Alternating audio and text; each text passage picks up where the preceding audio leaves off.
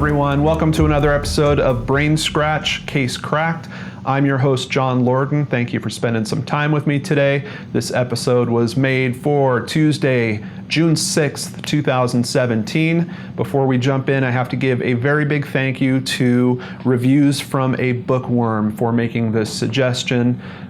Case Cracked episodes, they're always the toughest to find good cases for, so I really appreciate it when you guys help me out with that. With all of that being said, let's jump into the case of Tia Sharp. Tia Sharp was born in Croydon, South London, August 2nd, 2012. Now 12 years old, Tia is a bit small for her age. She's just 4 feet 5 inches tall, but she has a very big heart. She loves movies and music and frequently uses her BlackBerry as if it were a microphone when she's singing. One of her favorite television shows is The X Factor, and she dreams of becoming an actress someday. Tia's mother, Natalie Sharp, was 31 years old and no longer with Tia's biological father, but her boyfriend, David Niles, had been around since Tia was only 4 years old. He states that she grew up seeing him as her dad, and he loved her like she was his own daughter. David was also the father of 2 young boys, Tia's half-brothers. Tia would frequently stay with her grandmother in New Addington, South London, sometimes spending the night. On August 2nd, it is what seemed like just another normal visit with her grandma, Christine Bicknell. But unfortunately, Christine had to work an overnight shift at a care home, and Tia was left staying with her boyfriend, Christine's boyfriend, Stuart Hazel. 36-year-old Stuart Hazel was a window cleaner and was known to drink and smoke marijuana, sometimes in front of Tia, but his past was much darker than all of that. He had 30 previous criminal convictions, including charges for dealing crack and bringing a machete back into a bar that he had been kicked out of. He had also previously dated his current girlfriend's daughter. That means he dated Tia's mother, Natalie Sharp, for a period of time before now dating Tia's grandmother. The following morning, Stuart states that Tia went out shopping. He says that she was planning on going to Croydon to buy shoes at Whitgift Center. Tia would not make it to the shopping center and unfortunately would become a missing person. Over the course of a week, 55 sightings of Tia were reported by the public, but none of them were substantiated. Stuart joined the search effort, despite the media talking about him possibly being involved. On August 9th, he's interviewed wearing a shirt with a picture of Tia's face on it and denying that he's done anything to her.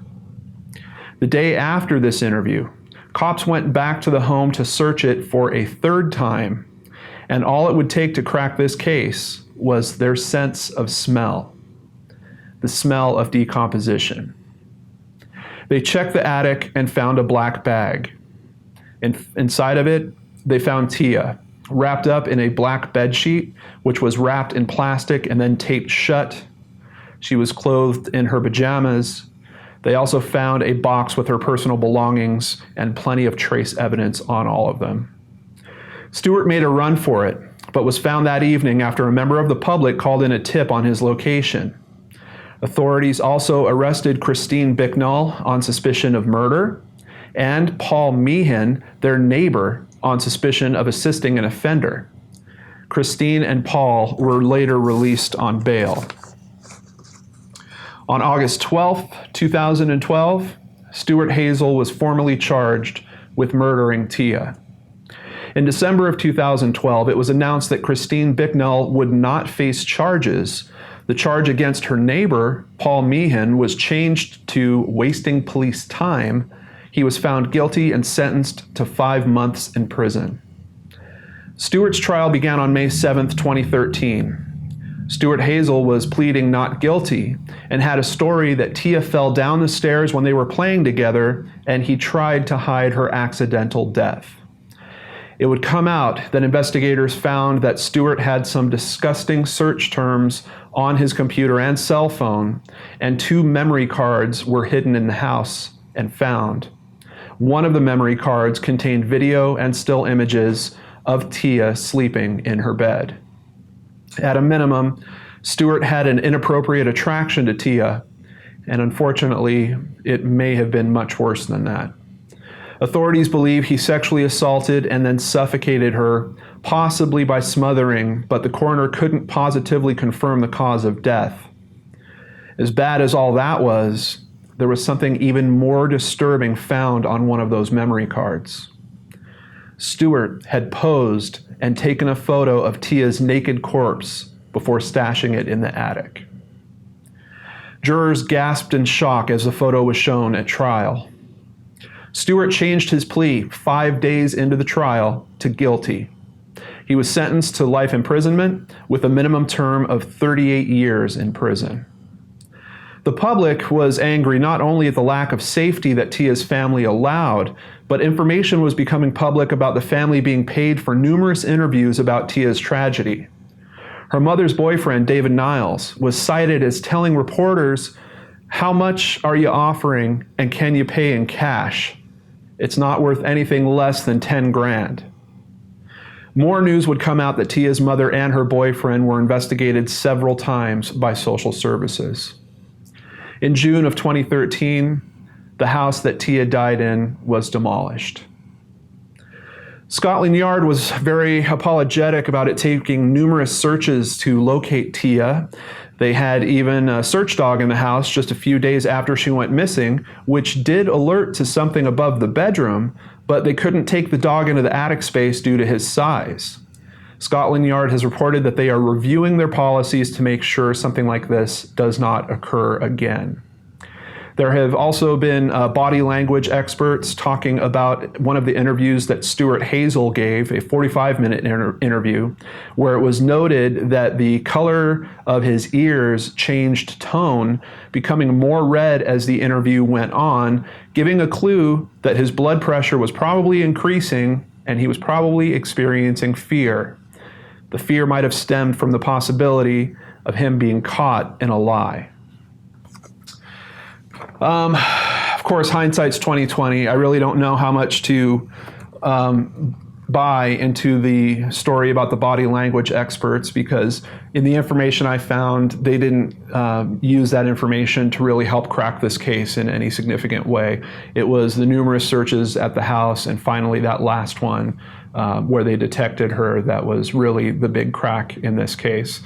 It's tragic on a few different levels. Of course, her last moments were probably horrible, but outside of that, just seeing how certain people in her family were cashing in on this is also its own form of tragedy in my mind. And it's tough. There was some things I bumped into that were saying that she actually liked being at her grandmother's house to get away from what was going on at home.